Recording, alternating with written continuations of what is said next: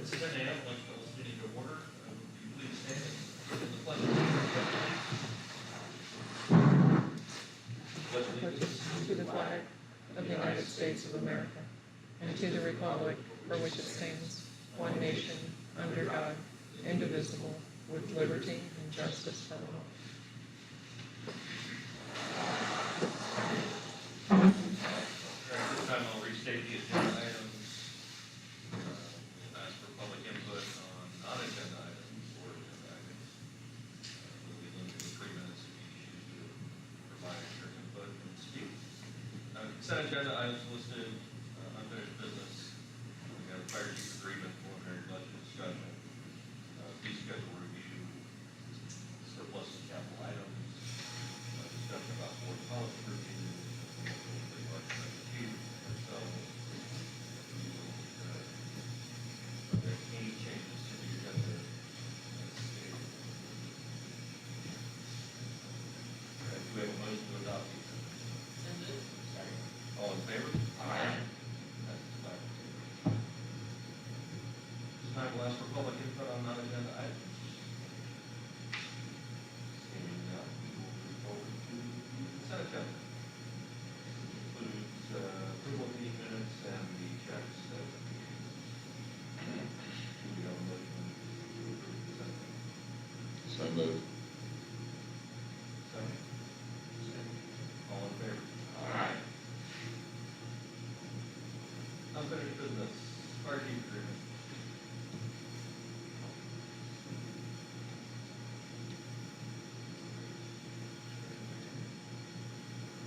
We all had the chance to review the contract as proposed and present any questions.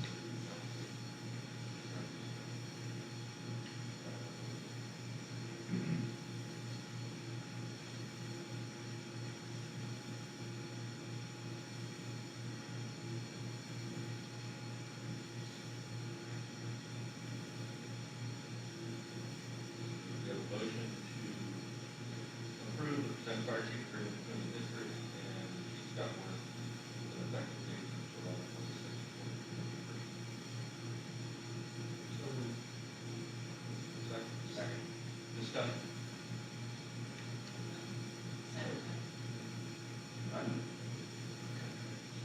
Nothing. Good clean contract, it was easy to understand. Started with chief out at minimum wage, so to speak, for the chief's position, so it's a hard one to argue any public input on the chief's contract. Seeing none. All in favor? Aye. 5-0.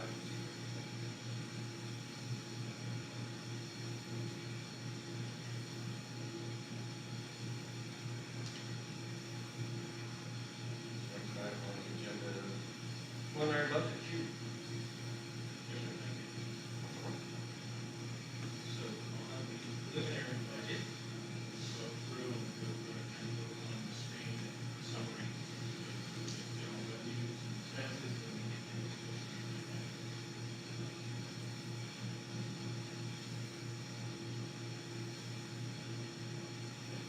on our 2024 budget. We are starting out with ad valorem revenue in the amount of $9 million.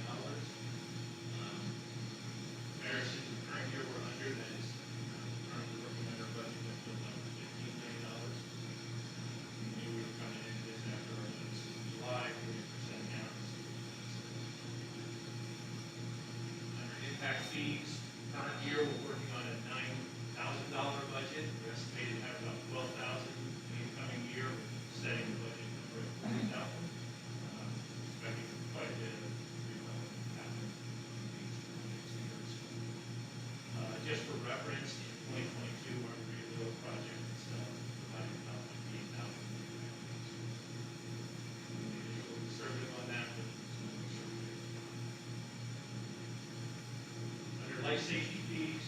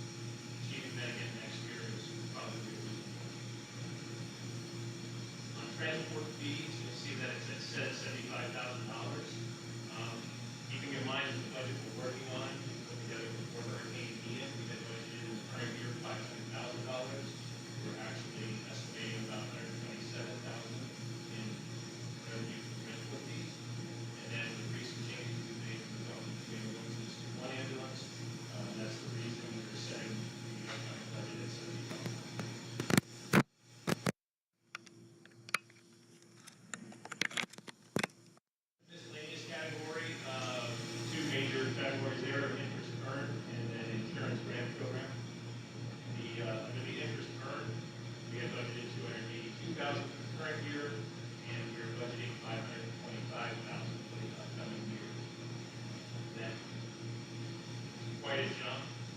And the reason for that is we're estimating the current year that we're going to finish out actually at $100,000. So James done a good job finding us somewhere that pays about 5.5% more.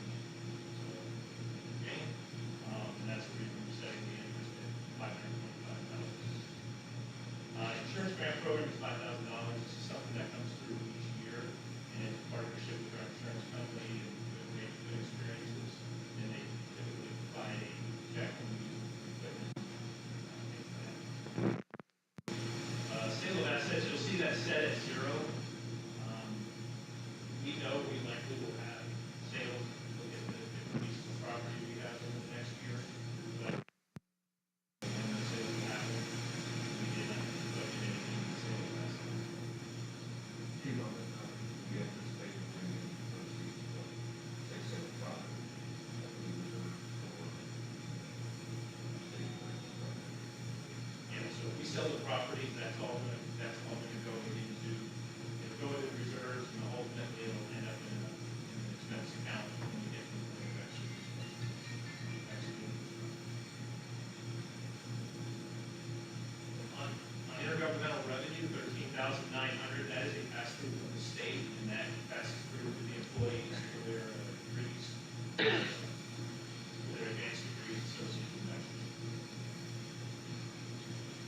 And then the reserve carry forward to 22-23, you'll see that we're estimating we're going to carry forward $18.5 million in reserves.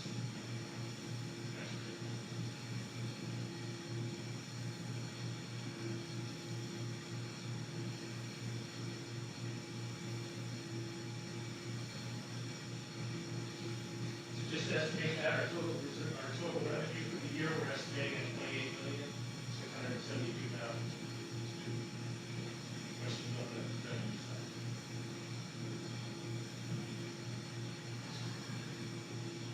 Expense side, we start with personal services, our largest account, and that's a collection of wages, the benefits, and health insurance that are all the employees. Of that 10 million, 6.1 million is allocated to wages. Benefits is about 2.8 million, and then insurance is just shy of 1.8 million. Under professional and contractual, you'll see some of the things that's covered under that account. We have legal fees, our professional fees, and that includes consultants that we're using that are helping us work through all the post-E and stuff. And it also includes design professional services. We have a medical director, a foster accounting, property appraiser, and tax collector. Collectively make up that account. Under communication and freight, most of this is in communications. This is things like phones, the fiber for our buildings, cell phones, our radios, user fees, freight only makes up about $25,000.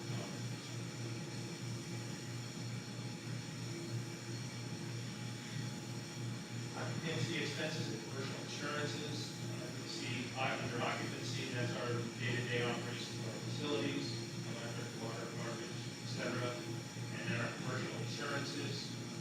Of this 339,000, about 265,000 of it repairs and maintenance. This includes repairs and maintenance of buildings, vehicles, it could be our suppression gear, and also our medical gear. Some categories. And then under operating supplies and tools, we have, this is where we pick up our fuel, our medical supplies, any firefighting PPE, small dollar amounts that don't meet the threshold of capital purchases. FF&E, which is fixtures, furniture, and equipment, and then office employees and and that one we can have education and training, we have 162,000 in there. Career development typically picks up each year the individual will submit an education plan. They have a benefit of $5,200 for tuition per person, and that's usually tied to for certifications that they might need for their job descriptions or ones they strive for. Professional development can be things like command and control, technical rescue, or our training program, Vector Solutions, is included in there. And then conferences would be Fire East, FDIC, and other conferences. We're pushing and trying to get our folks to try and focus on hands-on training, which is covered in some of those conferences. So. Under capital expenditures this year, it's all related to fixing the buildings and recovering from the storm. So capital expenditures that we do have listed out in this $1 million includes overhead doors, elevators at over almost $450,000, roofing at $130,000, generators, transfer switches, and then work on restoring headquarters.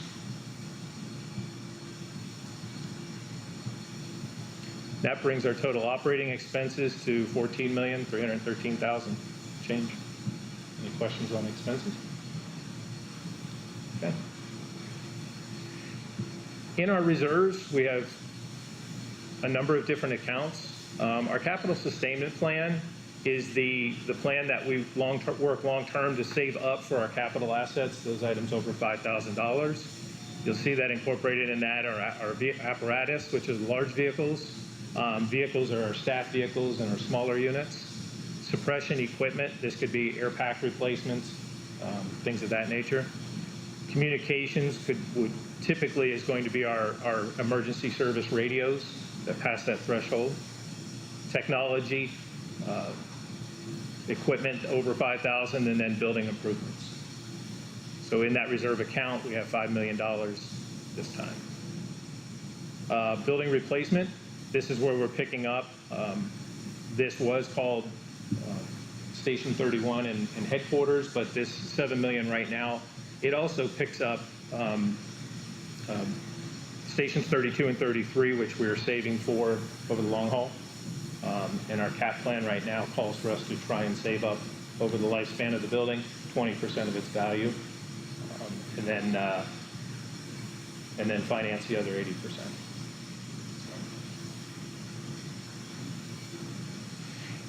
In the building replacement,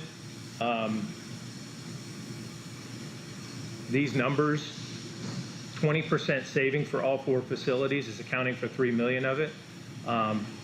Almost $600,000 of this number is coming from insurance proceeds that we've received so far on Station 1.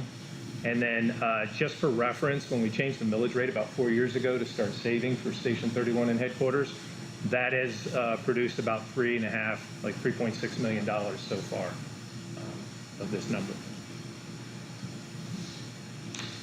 Under millage sustainment, this account's used to stabilize irregularities in our ad valorem revenue, this year being a good example.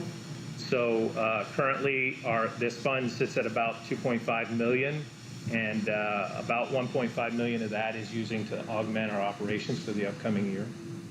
So leaving us with just shy of $1 million in there. Then the other 2 accounts under reserves are our disaster response. This is what we call our all-out account for working in the days after the storm. So we account for 30 days of all-out operations at about $1.2 million. And then the last account is firefighter presumptive illness. So cancer presumption that came up a few years ago. It is still fairly new in how it's going to play out. We do have insurance policy in place, but there are still some questions because we just don't have experience yet to know whether a second experience of cancer would be a second payout.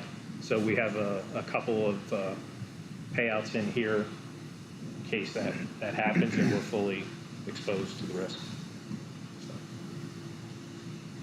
So that's a breakdown of our reserves. Any questions on that part? Okay.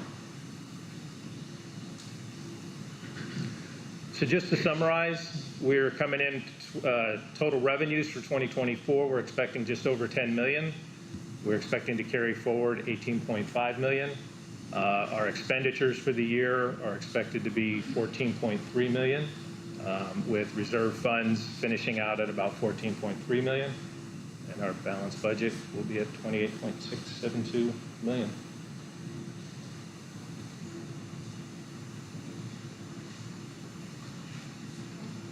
Questions?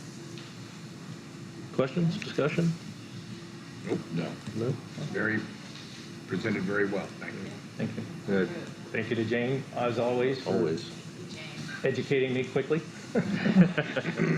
And again, it's, for folks who may not realize that individually, we all sit down with the chief and staff and discuss this budget.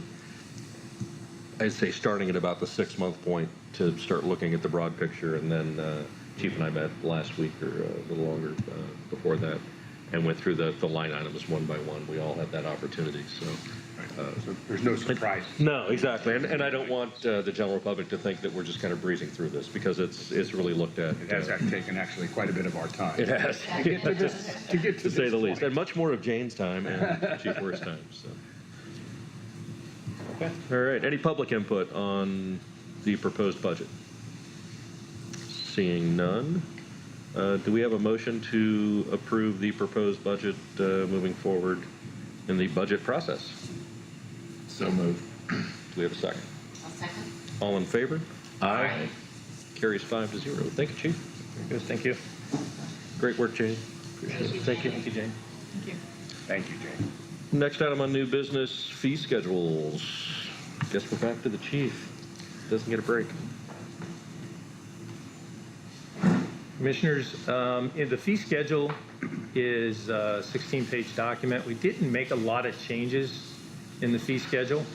So I summarized the changes and put them up on the board just to go through them.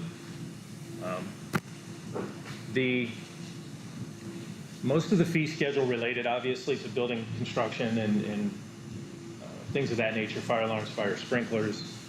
That part of the fee schedule has been working well. The only adjustments we would make to that at this point would be to modify it for current wages to bring it back to the 30% mark.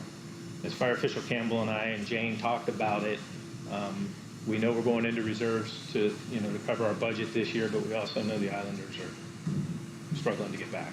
So we chose to go ahead and leave that part of it alone substantially for the next year. We can always come back and look at it next year at this time. So some minor changes in the building section is on the screen here. It's on page 2 of 16, and it's a modification to the fire sprinkler permitting process. So right now, we've got a couple options on fire sprinklers. We can do a letter permit, which is for very minor changes. And so Fire Official Campbell, I believe this is new language as well in the statute, but this new language inserts an opportunity for us to not have to go to a full plan review if somebody's doing an intermediate modification. So something up to 20 sprinkler heads. So this is actually should serve the citizens and the contractors well, rather than charging them a full fee. We have this option of charging them an intermediate fee of $60 for a minor modification. We're actually going through that on our stations as we replace our overhead doors from the panel type. The panel type doors require an extra sprinkler to come down under the panel in case the vehicle under it catches fire. Now that we're doing the coil doors, that extra sprinkler is not needed. So in the stations, they're coming in and modifying the stations by taking out the extra heads that aren't needed. This is exactly the type of permit that makes that possible. What would the fee be before this? So what's the difference in the fee for the? I don't know. Honestly, I don't. But yes, it's an intermediate fee versus what it would cost to do a full plan review. And those costs would probably be predicated on the size of the Yes. project. And that's why I don't know, because it goes up from there based on square footage and, Right. and complexity and things So of it that could save nature. hundreds or thousands of dollars for someone, Likely, potentially. yes, If they were a large project, I think it could. Yeah. Well, a large project, so this is really anything up to 20 heads. So a large Right. project is still going to fall under the. Well, if you current were making a minor modification to a Yes. very large project, True, yes. you would be able to do it much cheaper than having to recertify the whole Yes. project. Yeah. Right. Exactly what I wanted to point out. I knew that's where you were Yeah, going, thank you. trying to get there. Needed that help.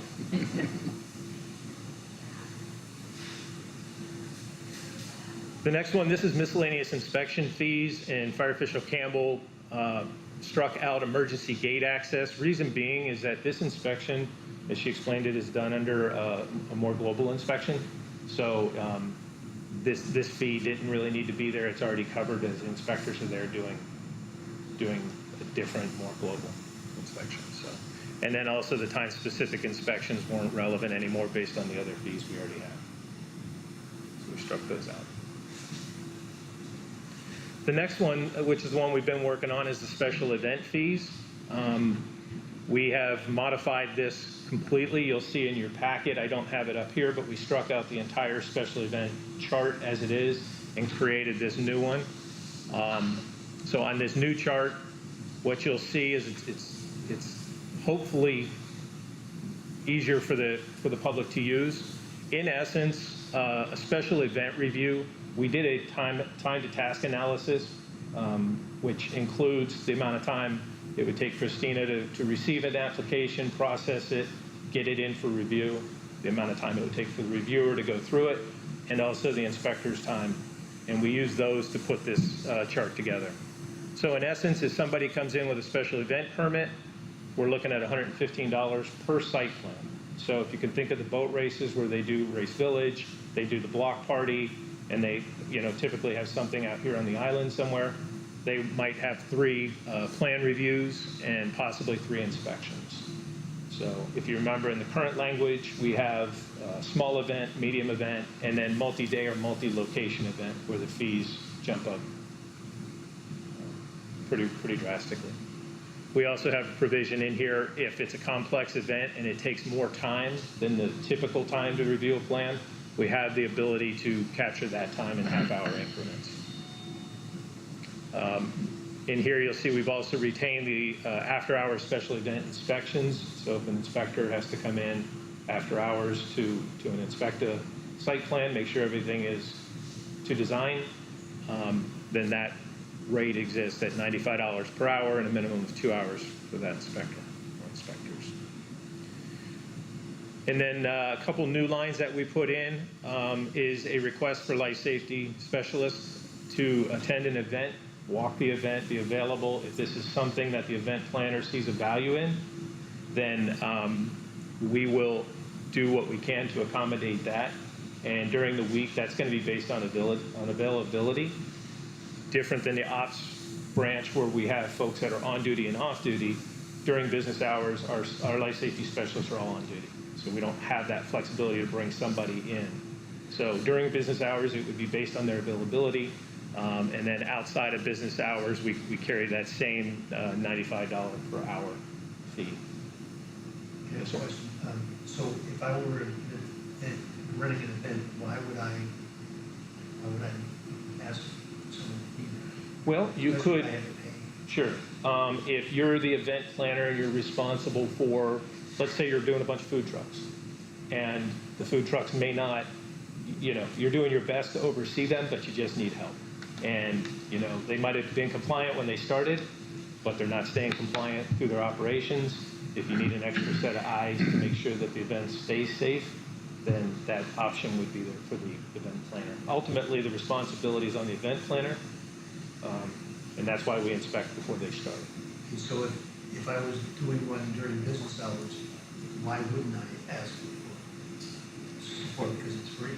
You can ask, but again, and so at this point, I have it in there as no charge, and we can address that because this was a late change.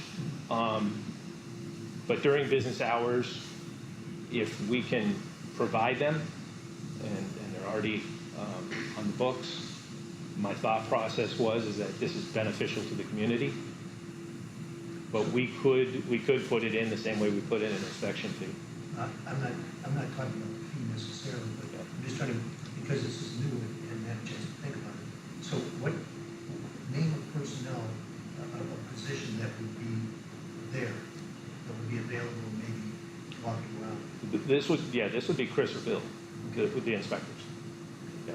We have a fee schedule so for example, on the larger events, when they pass thresholds and they're required to have a standby ambulance or a fire truck, depending on the event, there's a different place in the fee schedule where we capture those costs as well. And those are billed out at overtime rates because they're using off-duty people. We just don't have extra inspectors to put on it. But I'm just thinking, based on availability, so how often would they be available? I guess you could make them available, but Right. that means that they're not going to be able to do the inspections they would have done. Right. first. I'm not asking you to charge people, I think it's great, and I appreciate us trying to pare these fees down for the sake of our people, but I'm just thinking, okay, so, Can I give you an example?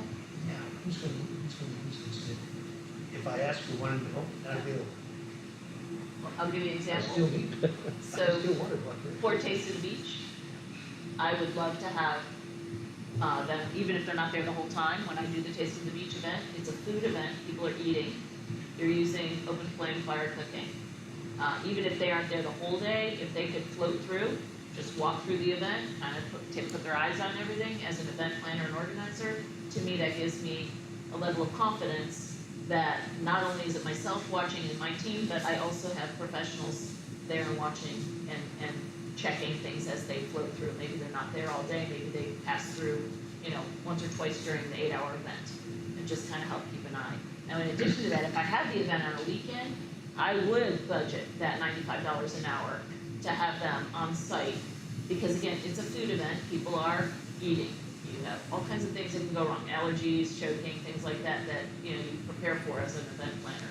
And then if they are cooking, yes, they've inspected it, yes, it's safe, but, any number of things could happen. Just like I have sheriff's deputies on hand during an event to help with, traffic control, crowd control, things like that. It's part of the event plan, and it's nice to have that option available. the things you just mentioned, though, the bill isn't going to be able to address those if somebody chokes. Well, I mean, he might be able to handle it, but I mean, we need, You would, but again, it's more eyes on the event. It's more eyes on the participant. It's more eyes on the vendors and the activity that's happening on and around the facility. Whenever, the more people you have circulating and watching, the safer the event is, and the faster the response time is. I think it So- keeps the vendors in check as well, because Yeah. if you think you can get away with something and then you see the fire official walk Yeah. by, then Yeah. you're less apt to do something Yeah, and I think, dangerous, sneaky. 2 times $95 on a weekend, though, I wonder how many you will, because who you are, but I'm not sure anybody else it's does. part of the event expense that you plan for. It really is, and it's the same with having the sheriff's deputies on site. It's the same thing. It's, they require, 2-hour minimums and their fee per hour, and it's part of just having the event. I thought it was nice to have it included with the no charge, based on availability, because if they are down that way and they could float through, again, to your point, if you are a vendor and you see them floating through, you're more apt to stay under good behavior, So are we going to attempt to get them for no charge and make them available at least? I mean, is that going to be a priority for us? Sounds No, like it should no. be. Well, we have to make sure that we keep permits and inspections moving. So it's going to be, if we can flex them into a schedule, it truly is going to be based on availability. If it's so critical that we feel like we need people there, then we have the option of bringing up an engine or an ambulance or something where we have other people available. Because we also know that it's probably going to be a fairly busy year for inspections. So this truly is going to be based on availability, and in a year of experience, we may come back next year and go, well, that didn't pan out very well. But at least it lets us have that option.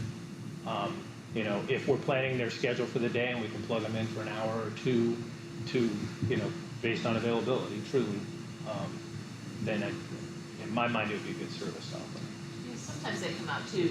In years past, they had a tent where they've talked to the kids and they hand out life safety stuff, talk about smoke detectors and carbon monoxide and all those things. So, that's been something in the past that's worked nicely as far as community engagement. But I think when Jen does the plan review for the whole thing, correct me if I'm wrong, if she feels that the event is of such a magnitude that you need full-time staff there, then that falls Yes. that falls under the other category with the ambulance on site that takes this right off the table. Chief, would we need to provide also, I mean, making available somebody at request, again, determined on availability of, their workload. Do we need to have a block in there for the inspector to be there if it's requested that they would like somebody full-time? Say they're there on Friday from noon to 6, Requested by the event. and they want the event to be supervised basically by a life safety specialist. And it's during normal business hours. Do we have that available option covered in this fee schedule? The only option we would have is the same one we have now, because we don't have extra people. Right. So we would have to clear their schedule in order for them to attend the event. But at that point, do we charge? I mean, because they're basically, this is Almost- not an almost option the for my same. event. Almost the same way somebody might request an expedited permit. Right. Yeah. Yeah, if I want a life safety specialist for 6 hours on a Friday, say midday to early evening, Right. and that's not an option for my event because I want it to be as safe as possible. And that's during business hours, but it's also, it's not an option for the planner. Yeah. Do we have something, or, do we have other personnel? Yeah, we that have could other put in places there? in the schedule where we Okay. have standby for the inspectors. Right. If it's deemed needed by the event. So we do have other places All right. in the schedule where we could pick that up. Well, I would request, if I'm running an event, I would request them every time. During business hours. And- No harm, no foul. I mean, Right, and where I see that going is they're gonna request it, we're gonna look at the schedules and go, the guys are booked up, and if they go, well, it's critical for these reasons, then then we would probably move to somewhere else and say, if I have to take them off of their other duties, here's what you're looking at. Okay. So the request is still, that, the request is voluntary, and so the fact that we can supply them with help is up to us. Yeah, exactly. Not, Yeah, so we've looked at the event, and it's a smaller event, like Commissioner said, if it's a large event, they're probably being plugged in through the plan review anyway. But if it's on our side, if we say the event is of size that it's small enough that this position is discretionary, and the event planner says, yes, I want it, the next step is we look and we say, these guys have a packed schedule, we don't think we can provide them. And then they go, well, it's really important, and then, we have to go back and probably modify the permit plan and put a line item on there for sounds good, thanks. Any other comments? I just have one, coming up on the 28th, there's going to be various events, Yes. like at Bayside Park and also Moss Marina, Yes, and that's during the week. yes. So are we going to have some, and let's say they don't ask, but will we have someone there anyway? Yes, so that event specifically, we're involved with in the town and see what's coming on those events. And those events will go through plan review. I believe they're gonna be submitted soon. And they will they'll definitely trigger inspections. So when the event is set up, before it gets started, the inspectors will be going through and checking it the same way they would a farmer's market or any other event before it gets started. Those events, size-wise, will likely trigger some of the ops folks, either an ambulance or an engine or a command staff standby. So that'll all be evaluated in the process as the fire official goes through and looks at those. Yeah. Thanks, Chief. My only other comment on the special event fees is I think this provides for this year an affordability factor for a lot of people to come in and have an event that may have thought about it otherwise, or make it more affordable for them. But I think in our overall sustainment model, we've looked at increasing these fees to offset the taxpayer burden as opposed to the fee and event planner aspect of things. So we're holding this at the proposal is to hold it at about 30% cost recovery. And I personally would love to see that move in the coming years, at least getting us closer to a 50-50 split on taxpayer burden versus special event planners. Can you explain that just a little bit? Sure. If you want. So sure.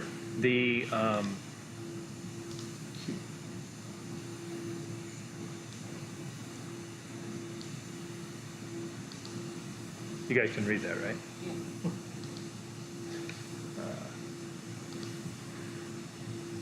So as we looked at this, we started breaking this down and said a typical plan, a special event plan review includes tasks that Christina will do, and then the plan reviewer will do, and ultimately the inspectors.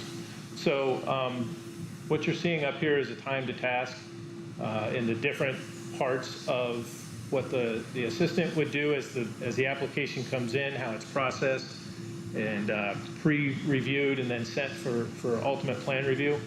Down below, the plan reviewer's tasks are listed, and time and minutes, and how long it typically takes to go through and do a plan review of this type. And then down below, your inspectors with travel time, and then typically 60 minutes on scene as they're doing their events. So all those pieces come together to kind of show a typical special event per site plan or per inspection, what it looks like, and it represents about a $500 cost. So the 30% cost recovery works off of each person's position and their specific time. You'll see the loaded number for the fire official, the life safety assistant, and then the life safety specialist out in the field. These are their loaded numbers, and this includes a breakdown of per minute costs for their vehicles and their portable radios and all the equipment that they have that they need to do their job. And so we use 30% of this number to come up with the fees that you see of the $115 for the plan review. That's a collection of the time for Christina and the plan reviewer to do their parts. And then the $30 for the life safety specialist is captured here, 30% of that loaded number of $99. So the cost for. you're not, just to be clear, you're not talking about an hour, you're talking about the amount of time it takes. So this time to task is also one of the components that we looked at and refined a bit on how long it actually takes. So we did cut out some of the time. We're not shortchanging ourselves. I think we have plenty of time in there for doing these typical reviews. But the cost that you're seeing is affiliated with the total time to task and then 30% of that cost per hour for each of the employees. So when I look at those numbers, $483 is the cost for that special event to be held based on all those factors, and we are charging them $145. Yes. And the other 70% is being paid by. That's being covered by the ad valorem or other revenue sources. That's correct. I think that's an important point. And so, And I think that's what the commissioner was hitting on. yeah, When you say 50/50, that would be 50%. I'd like to see it more balanced, is my personal feeling. As a taxpayer, I might enjoy the boat race, I may not, or I may go to a farmer's market, or I may not. But to think that, our community money is going to fund part of the processing for these fees, especially as a special district, we're already one of the higher ad valorem items on the person's bill. It's tougher to justify, us bearing the burden as taxpayers versus, at least splitting that cost with community planners for special events. And at one point, I think the disparity was even larger, was in Scotland. I think the fees were a lower percentage, about 30%. If I'm not mistaken. I think we were at, I want to say, and don't quote me on this exact, but it was in the 10% range The fees were pretty low. within about 5 years ago. So the Fees were pretty low. 90% of the costs were being borne by the taxpayers, 10% by the people that were running the event. Now we've got it to 30%, which is still, as you're saying, pretty low. But at this point, I think because of the situation that we're in, we need to recover. I think it makes sense. Just for example, I mean, we were looking at let me double check this. Yes, so if you wanted to consider the special event fees at 50%, you'd be looking at about $190 for a plan review, and you'd be looking at right at $50 for the inspection part, if you want to consider it. I wouldn't at this time. No, not at this time. Yeah, okay. Say next year. Yeah, I'd say next year it's We'll see a, how development, Yeah. how the island evolves. right. Yes. Okay. Thank you. Yes, sir. Thank you. right, I'm gonna get back to where I was.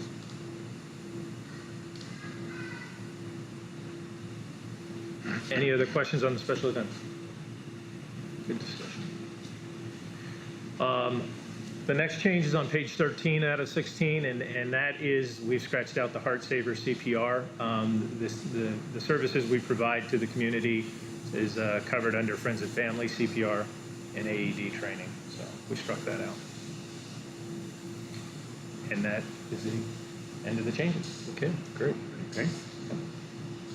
Any other questions, discussion regarding fee schedules? Any public input on fee schedules? Our public is awfully quiet today. All right. Just at this point, we'll move for an approval. Do we have a motion to proceed with the fee schedules as discussed and listed? And we'll provide for an effective date of September 1st of this year. So moved. Do we have a second? Second. All in favor? Aye. Carries 5-0. Thanks, Chief. Good job. Thank you.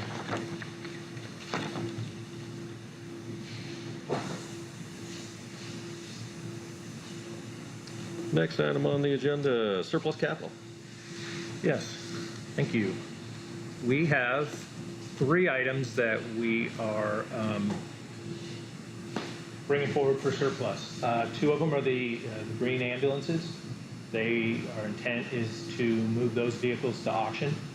And once they're surplus, they're replaced by the 2 new ambulances we took delivery of about a month ago. And then the 3rd item in the surplus list is the fire engine that was donated by Jacksonville Fire Department. So a little bit on that unit. We received that engine in the days following the hurricane, when we were also struggling or scrambling to get a temporary facility in place. Jacksonville was very generous with their donation. They provided us that fire engine. In that time, a few things have happened. Our folks have had the ability to go out and operate that truck and give feedback in comparison to our current reserve engine. In addition to that, we know we've seen our call volume come down. As you know, we've backed off of the temporary facility, and we're working as fast as we can towards the permanent replacement at Fire Station 31. So with those things in place, that engine has gone to the shop and got some repairs and maintenance, and based on the initial feedback from the crews after they worked on it. It's parked outside at Station 3. It's plugged in, ready to go, but it is not getting any use. So about 3 weeks ago, John Wayne, who is the director at the local fire academy, retired chief from Lehigh, he reached out through the group and said, hey, we're in need of a fire engine. So that prompted us to get a hold of Jacksonville and tell them this same story and let them know that while we truly appreciate it, we're not putting the truck to use, and we offered it back to them. We also explained to them at that time that the academy has reached out and is looking for a vehicle. So they talked about it internally, decided they don't want to introduce it back into their inventory, and have blessed us to pass it forward to the fire academy. So you'll see that we modified the blue sheet on this for 2 separate motions. The second motion is for you guys to approve, if you see fit, to donate this engine to the Lee County School District, specifically the Southwest Florida Public Safety Academy for training uses. Chief, I don't see the academy part of the motion in the recommended. So the blue sheet that you have on the table Okay. is the updated one. Thank you. Yes, sorry about that. That's all right. So that is the updated blue sheet. It's got 2 motions on it, which separates out the ambulances from the fire. Okay, perfect. Okay. All right, discussion, questions? I have a question. What are our plans when 31 is open? Will So- we be ordering an engine to coincide so that we don't have 3 firehouses and 3 fire trucks? Yes. So currently, our folks, Engineer Billy Beluski, Engineer Joel Martinez, and I believe Firefighter Fisher here is also joining the committee. Thank you for that. They're working on specs for a new fire engine. And as soon as we can, we receive funding from insurance for that project, and FEMA stands ready to help us make sure we get that ordered. So as soon as we have specs, we'll be coming to you folks to order, for permission to order. We know there's about a 2-year lead time.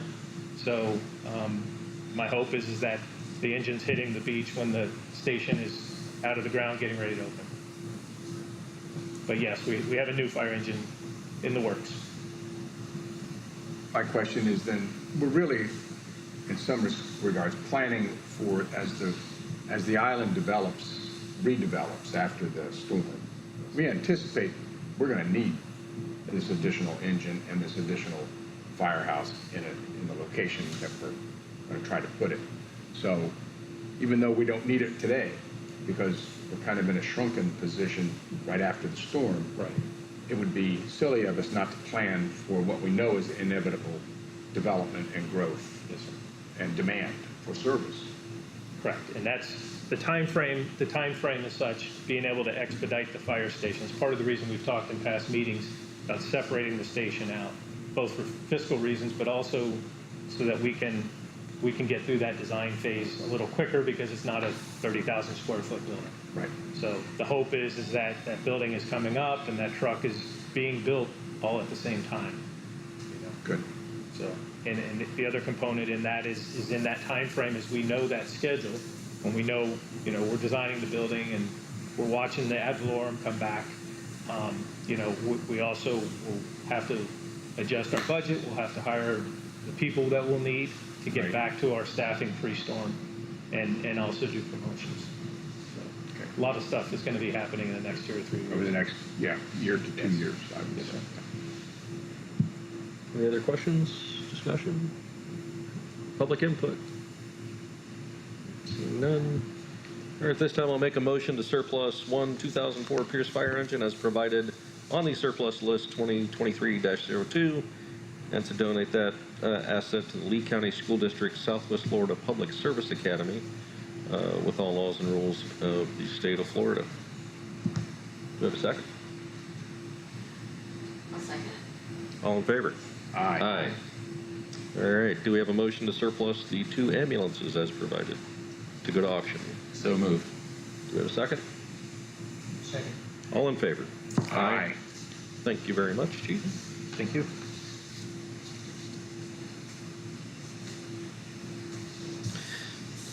All right, board policy reviews, our next item on the list for new business. Commissioners, I put this in here just to put it on everybody's radar.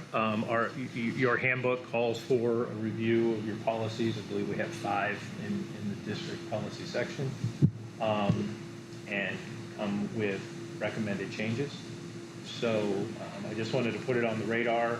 We will pull those documents together if you like and get them to you. If in an editable form, we'll get you Word versions. And you've got more experience than I do. Do you want us to give some feedback? I to think what we work did off of? last time was we all reviewed it individually, brought any recommended changes to an upcoming meeting. We'll probably slate that for October timeframe after we go through the budget process, so we're out of the way with that. Okay. And then again, any recommendations from staff on what they feel may be pertinent change would be appreciated. So if you can just get us a latest and greatest document, either a link or an attachment, we can all do that individually, and let's plan for an October meeting line item if that works for everybody else.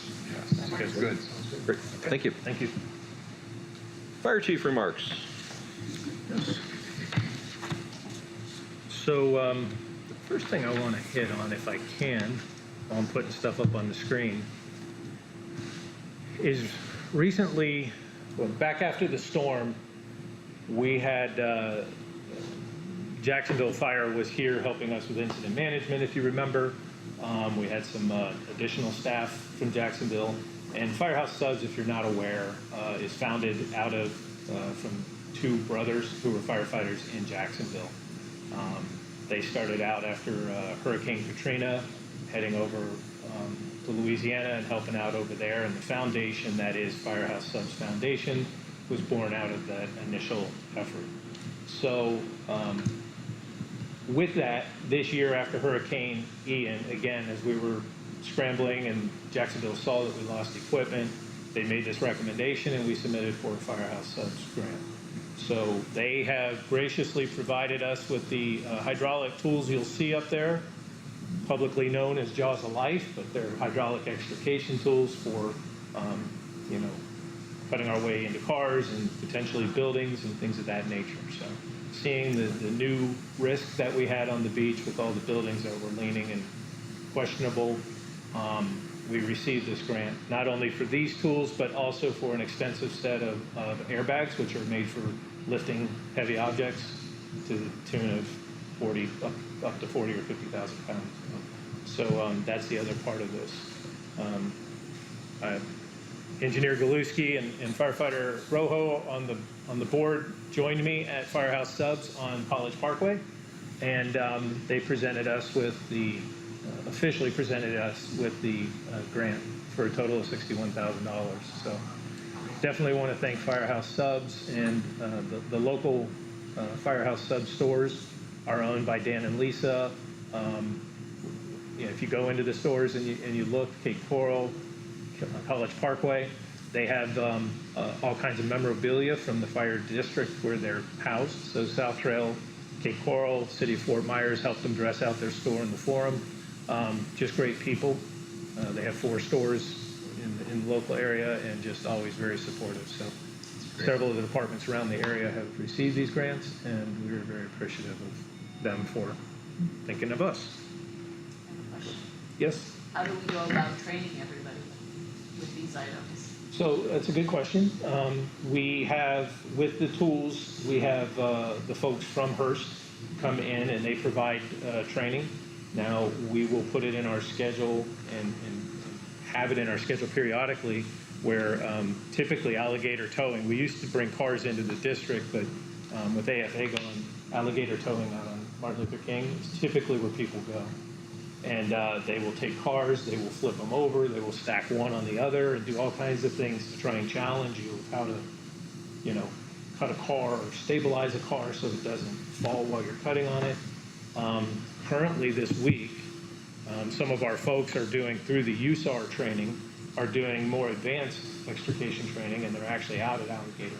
We have 6 or 7 people, I believe, that are out this week doing that training. And they are, again, they're doing more advanced training, and they're actually out at Alligator. So yeah. It's like anything else, we do that training before we put a new tool in service.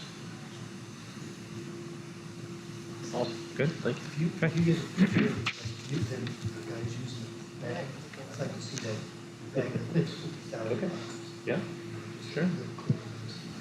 I'd Yeah. like to get all of it so we can share it Yeah. on our social media for the chamber.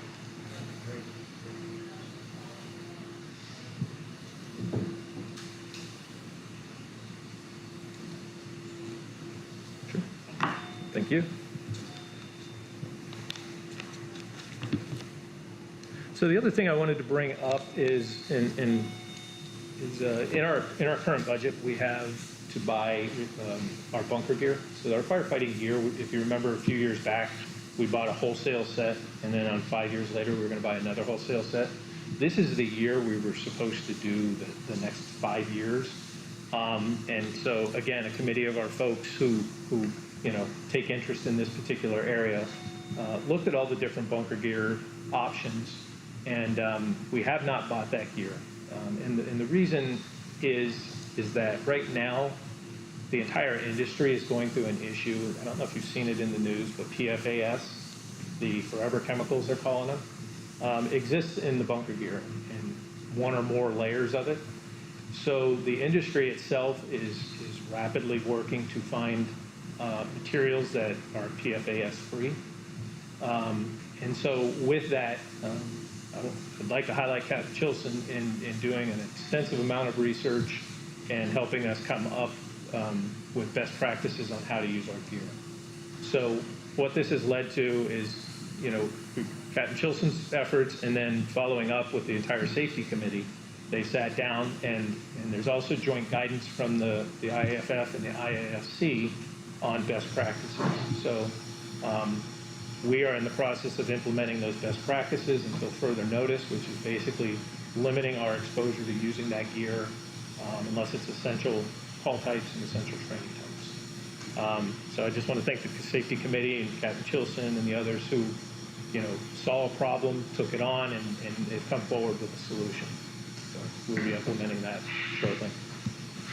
Chief, does anyone yet make gear that doesn't have it? No, the fabrics, and it's not, it's the fabric manufacturers that just don't have that material. So the chemicals that make the gear water resistant, heat resistant, are the chemicals that they have to figure out how to replace or do something else with. Do you have some I input? don't think we're back to leather shells and cotton liners yet, but that might be where we're going. Who knows? How about pull-up boots, rubber boots? Yeah. Slickers? There is one company that's making non-PFAS here, but it's not an FDA compliant. Yeah. And we want that. It'll happen. They'll get it figured out. Great. So. So we see probably a 1-year delay-ish, That's my hope. as soon as available? Our folks' primary gear is 5 years old, so with a 10-year lifespan. It'll cause us to revisit our scheduling as we look to replace that next set, because we're going to have to get back on that 5-year plan as we try to, keep with the plan that we had in place. And was that the pre-existing bunker gear, or was that a mix of what was donated and what? It all we didn't has. use? Okay. All the gear that's out there right now includes these products. Okay. So, I believe anything made, well, they know it goes as far back as 13 or 14. Okay. But I'm sure it goes back further than that, and how they've been making these gears, water and heat resistant. Thank you. So, yeah.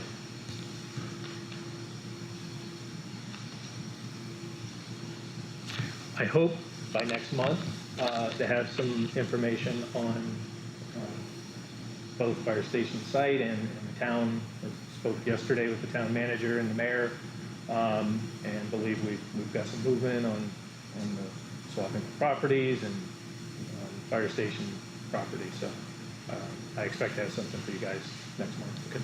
On that.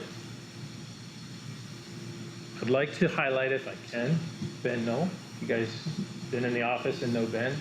Ben is leaving us. He's moving out of state to be closer to the kids and grandkids. August 30th will be his last day, and we're actively in the process of hiring a replacement for Ben and getting him up to speed. Just want to thank Ben. He's been with us for 4 years for his service, and we're going to miss him. Hopefully he changes his mind, decides to come back to Florida. After the first winter. Yeah, so, yeah, if you get a chance to stop by or shoot him a message, August 30th, next Wednesday is his last day. And then the last thing I have, commissioners, is just to keep folks in Hawaii in our minds as they struggle through with what they're going through right now. I don't know about you guys, but it was definitely more impactful for me seeing what they were going through on TV, knowing what we just went through. So just keep those folks in. Sure looked familiar, didn't it? No. Yeah. Yeah. I've been sending Chief Arminger various articles, Yes. and I asked if they could be shared with all our employees. Yeah. Today, the fire chief is changing his story of what he's been saying. They had the same fire 5 years ago, but it was contained. They only lost a couple dozen houses. Yeah. But the same issues are coming up that they said they promised to fix, such things as no water in the hydrants, turn off the electricity, sound the sirens. So everything that you've been seeing on the news, on TV, was addressed 5 years ago, and they did nothing. Sure. That's it for me. Thank you. Appreciate it. Thanks. Who'd like to open with commissioner remarks? Ron? I will. Okay. Thank you, Jane, for the budget. I mean, that's the most important thing that we have. That enables us to do what we hire people to do and what we're elected to do. So thank you very much. It's a joint effort. Oh, I'm sure it is, yeah. But you spearheaded. Congratulations, Chief Worth, on your contract. I'm pleased that our fees did not increase. In fact, some of them went down. I mean, the island is hurting, and any little thing we can do to help the businesses and the residents come back is very useful. I'm looking forward to what you bring us next month concerning town hall. I mean, there's all kinds of rumors that, you know, why the town's moving to Bay Oaks. What are they going to do? And like, I don't know what they're doing. I believe one of their biggest problems is that the elected officials don't let the manager handle his job. I mean, the mayor, well, all of them. I mean, it'd be like I decide I'm going to be a captain on an engine today, and that's what they're doing, you know. So, and I don't want to be a captain on it. You know, that's for young people.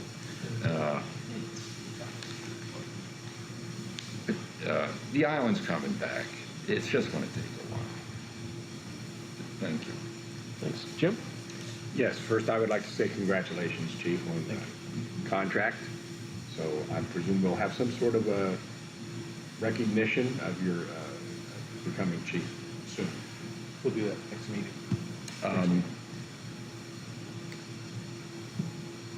I wanted to say a few words about the kind of service that the district can deliver and does deliver.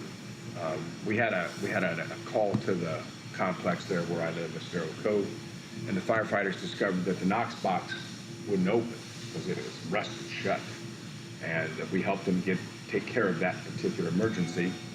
And I talked to my contractor about possibly replacing all of those. And lo and behold, Inspector Bill shows up on the property because he had gotten a notice that the Knox boxes were not working. And he spent half an hour or so, went around to every single one of them, got them working, and made sure everything was lubricated up. And so he said, you don't need to replace these now. You might want to paint them. They look pretty ugly, but they work great. So I just want to say, you know, I was even impressed. I said, that's a level of service that we can reach down to help the community with, save our complex about $5,000 to have those all replaced. And I very much appreciated it when he came, just as a citizen, even more so as a commissioner. So and he said, yeah, he's been going around to all of these because they get reported to him whenever we respond to a location and they discover the Knox box is not working and they can't get to the keys. So that was good. I did want to say, great job on the budget. This is a very trying year to be trying to develop a budget because there are so many unknowns in the next 12 to 18 months in our lives here. And so thank you, Jane, and thank you, Chief, for, I think you put together a very good budget for the circumstances that we're in. And I just think we all are going to have to remain flexible over the next year or two. We might have had some preconceived ideas where things should go and how things should be, but things changed pretty dramatically last September, and we have to be flexible as we progress forward. So that's it. Thank you. Larry? Jane? How about Jane? I was thinking Jane. I was thinking what I was going to say. How about Jackie? No, congratulations, Chief. Thank you, Jane, on the budget. I have to do budgets every year, and it's a thankless task. I get it, but it's very necessary. And the flexibility issue is a constant right now. Change is a constant, so I appreciate working with all the rest of the commissioners on this. It's been a pleasure to work with this team and with the chief and with the staff, kind of navigating through this. No one can teach you how to navigate through a disaster. I think you don't know until you're in it, and then you learn from it. That being said, I'd like to encourage everybody to share on their social media that the beach is open. Right now, the businesses are very, very, very slow, and we need folks from inland to come support us. It's part of the Savor the Shore initiative that's going on. And And so if each one of us can reach out and tell 10 people we know that we need their support, we need them to come down and, you know, walk the beach and grab a bite to eat and maybe do a little stay overnight, I think that will help. There's a lot of folks in town who think we're not open yet, and they should not come. And, you know, I think it's important we get that message out there. We're kind of at the point that I'm seeing where we're leaving the disaster response and now stepping into the recovery part of things. I feel pretty confident saying that based on the conversations I'm having, so just kind of keep that in mind and keep up the good work for the crews out there. Mr. Wood? Yeah, I want to thank Jackie or Dean, whoever Yeah, Bill. She's pretending You're to up. be. I want to thank Jane and Scott for what you're doing in the budget. As everyone else has said, we count on you to give us the directions, and nice job again. I want to thank Scott and Jennifer for developing the fee schedule. I think it's fair. We're trying to make it so that people can actually have old events on the island, and get people down here, as you just mentioned, Jeff. Yeah. No worries, Anyway, so, you know, we appreciate the efforts in that respect. And Scott, of course, on your contract, you're very humble, and you, I appreciate the direction that you chose to first join us, and then as the chief, but also to start at a reasonable amount in the times as they are. I think I admire you for that. So, that's all I can say. Great. But I know we sound like a broken record, but I know we all mean it. Congratulations, Chief Worth. Looking forward to the coming years in the district under your guidance. Thanks to you and Jane for the budget and for the entire staff for the fee schedule. There's so many interconnected pieces that affect the budget. You know, we move one number, it affects 12. And that's always something that's hard for us to understand. It's a very big number picture that we tend to look at, and the small pieces can get easily lost if we're not careful. Thanks to the Firehouse Subs Foundation. That's a tremendous, generous gift to the district with that grant. Tools that I hope we never need, but I'm glad we have if needed. Congrats to Ben. I hate to see him leave. Again, I hope he changes his mind. Maybe, as all my friends say, you know, once you leave Florida, you realize what you've lost, and that I found true with anybody I've had contact with. Thanks to our on-shift crew for being here. We appreciate you showing up and listening to us gab on and see how we do business. And you're always welcome, and the door is always open. So thank you very much. Unless anybody else has anything, this meeting is adjourned. Thank you. Thank you. Thank you.